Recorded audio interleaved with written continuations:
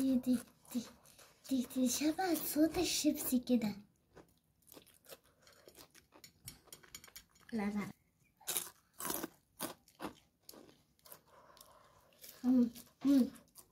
ايه رايك؟ هديها 10 من 10. اوكي. اول حاجه هنحتاجها عشان نعمل بطاطس الجمبري، محتاجين بطاطس هنغسلها ونقشرها ونقطعها رفيع بالشكل ده. هنجيب طبق غويط ونحط فيه دقيق، مش هقول لكم كميه، عادي على حسب كميه البطاطس اللي انتوا عايزينها. هقول لكم يعني احنا عايزين ايه بالظبط، يعني القوام عامل ازاي. نحط دقيق ونحط نشا ونحط توابل بقى كتير، بقى حطوا التوابل اللي انتوا بتحبوها.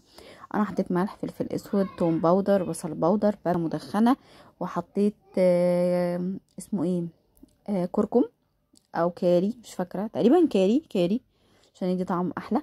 وبعدين هناخد الميه بقى ونبتدي نخفف بيها لحد ما نوصل لقوام عجينه تمام للبطاطس عشان تمسك عليها. يعني العجينه دي يا جماعه اهتموا بالطعم بتاعها، لان هي الطعم اصلا هي اللي هتدينا الطعم بتاع بطاطس الجمبري اللي هي بتبقى بره على في السحور، يعني بره وكده بتبقى حلوه جدا وفي نفس الوقت غاليه جدا.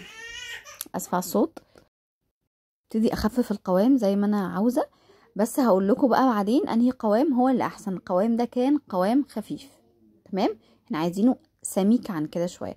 هاخد البطاطس وهحطها في الخليط ده، اقلبها كويس قوي، وبعدين نكون عندي الطاسه سخنه، بسخن الزيت يعني، وبعدين هبتدي ان انا احطها في الزيت بعد ما نقلب. بصوا سايل ازاي، لا انا عملت شويه كده وشويه كده، هقول لكم في اخر الفيديو بالظبط على كل التكات. جربوا الوصفه، تغيير شويه، احنا تعبنا من السحور فتغيير. اشوفكم على خير الفيديو الجاي.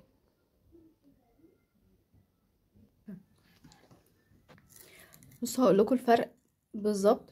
دي اللي انا عملتها تقلت فيها الدقيق تمام، وحطيت كميه قليله في الطاسه، فطلعت الدقيق او الخليط متماسك عليها اكتر ومقرمشه اكتر ماشي. دي حطيت كانت كميه الخليط كان خفيف اللي هو كان في الاول خالص، وحطيت كميه كبيره في الطاسه فما طلعتش نفس القرمشه ونفس الطعم. فاعملوا كده، حطوا كميه قليله في الطاسه وتخنوا او خلوا الخليط تخين يعني سميك زي الكيك كده عشان يمسك عليها، وحطوا كميه قليله في الطاسه عشان تطلع كل واحده لوحدها، وفي نفس الوقت تبقى الخليط متماسك عليها ومقرمشه.